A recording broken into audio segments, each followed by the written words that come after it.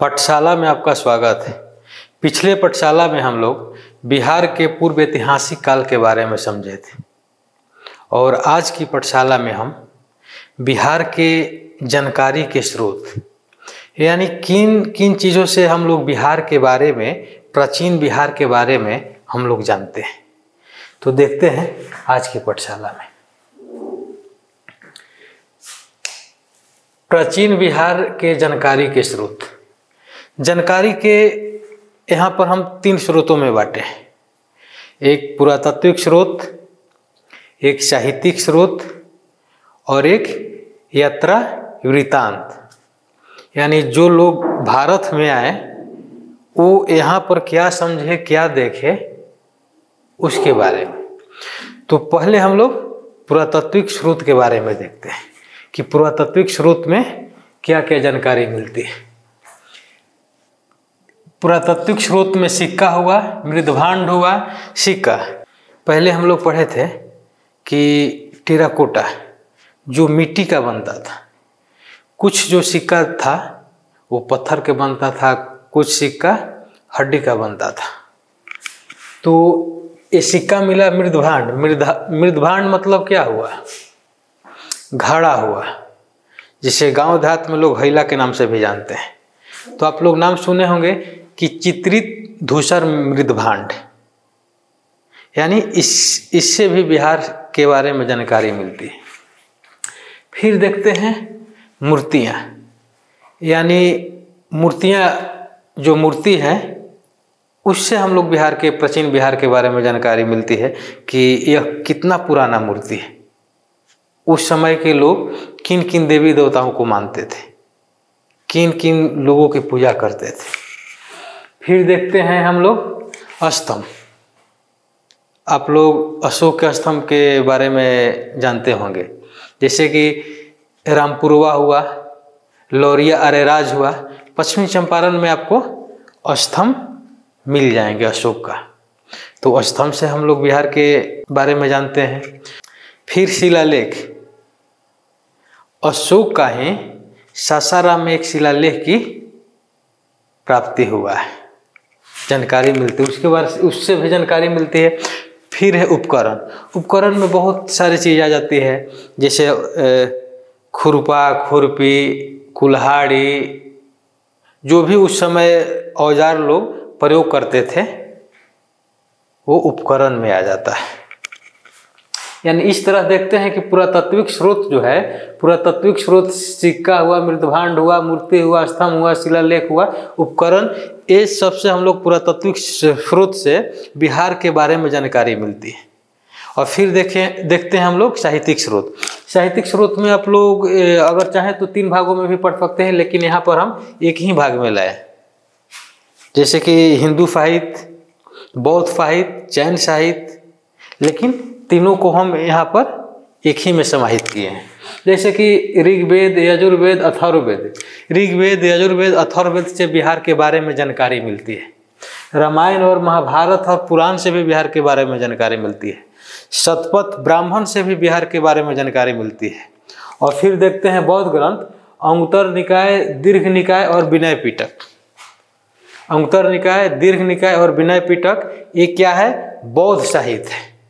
अंगुत्तर निकाय, दीर्घ निकाय और विनय पिटक। आप लोग पिटक के नाम सुने होंगे, जो पिटक 3 है, शुद्ध पिटक, अभिधम पिटक और विनय पिटक।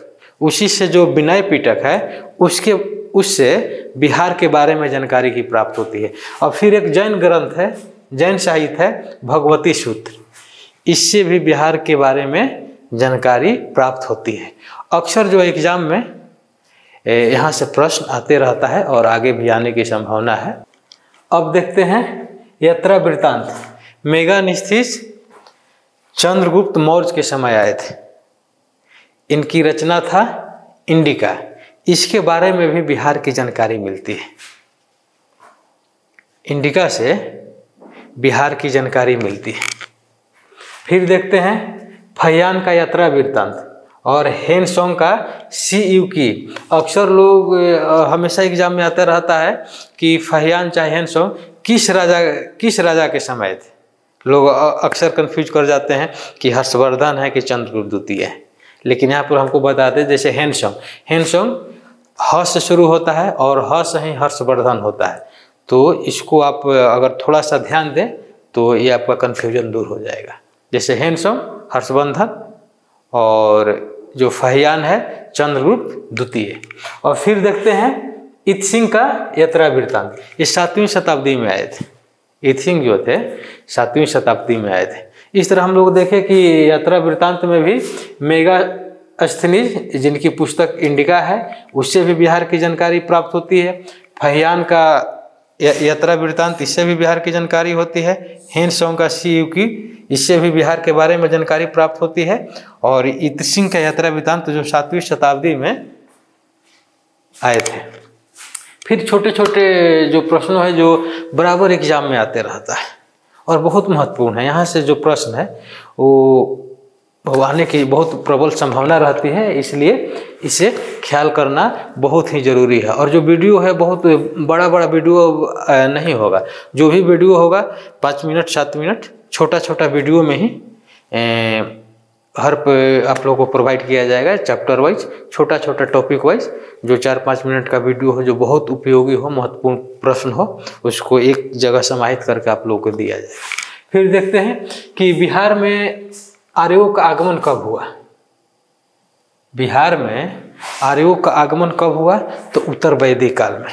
आपको यहाँ ऑप्शन अगर ऋग वैदिक काल भी हो सकता है, लेकिन यहाँ पर आपको उत्तर वैदिक काल मारना है ऑप्शन में। बिहार में आर्यों का जो आगमन हुआ वो उत्तर वैदिक काल में। आर्य बिहार में कब आए? 1000 ईसा पूर्व से 600 ईसा पूर्व, जो उत्तर वैदिक काल का समय भी है। फिर देखते हैं कि बिहार में आर्यों का विस्तार में सहायक था। जब आर्य आए तो उनका जो विस्तार हुआ, जो फैलाव हुआ, जो बसावट हुआ, उसमें मुख्य रूप से लोहा का बहुत बड़ा योगदान था। क्योंकि लगभग 600 ईसा पूर्व के पहले ही लोहा का खोज हो चुका था।